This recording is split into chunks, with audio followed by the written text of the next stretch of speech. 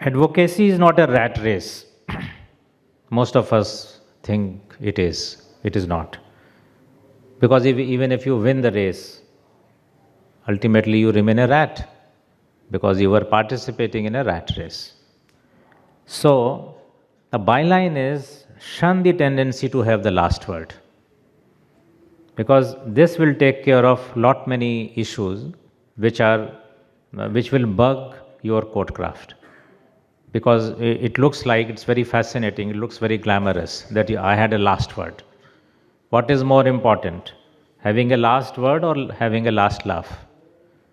So obviously, so if the answer is clear, shun this tendency.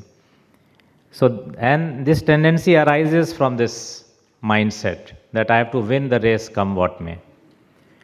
True advocacy is not about outperforming others or securing victory, but it is to work in the ecosystem of courts and assist the courts as its officer in securing justice for the client.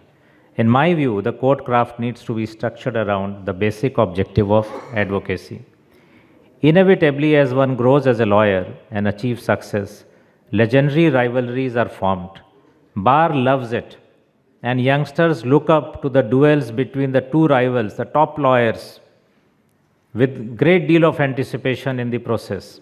They gain by acquiring many tools of courtcraft, which may not be so easily discernible in the matters which are routinely argued with much lesser intensity. The key question is whether the royals should transform their rivalry to a level where both of them would like to belittle the other at personal level and would want to have the last word at every occasion. This question is intricately linked to a growing perception that aggression is an essential tool of advocacy. I have no particular opinion about the style of advocacy, categorized as aggressive, moderate, soft, or hybrid in any combination. It is a personal choice. However, the problem arises when aggression is misunderstood as a tool of intensity. This is where the problem lies.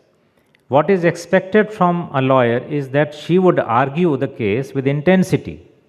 Intensity, which means the quality of being felt strongly, which can be achieved without being aggressive. On the other hand, aggression is described in dictionary as a spoken or physical behavior that is threatening. The courtcraft lies in understanding this nuance.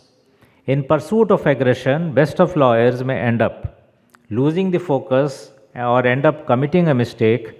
Contradistinguished, intensity can be maintained without losing cool by maintaining a good temperament in the course of arguments.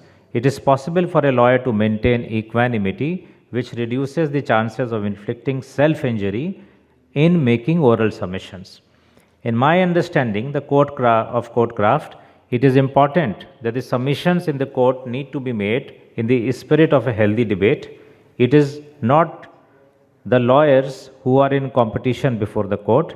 Rather, it is the case of the rival parties with competing interests which is there before the court to be adjudicated. Therefore, there is no need to play to the gallery or making attempts to score a point of one-upmanship for the sake of optics. High-stake matters are akin to cricket test matches, where it is often prudent to play the last ball of the day without scoring a run. Making a closing submission is one thing, and trying to have a last word in every sequence of submissions is another. The latter is not needed. Take, for example, a situation where an argument is inconclusive in the matter and the matter is likely to be adjourned for another day.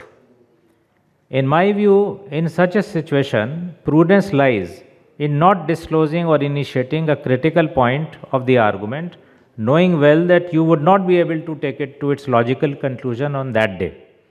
By doing so, you would give an opportunity to the opponent to extensively prepare a counter argument.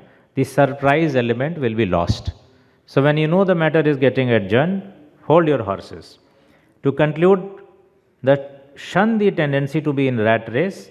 for even if you win, you remain a rat.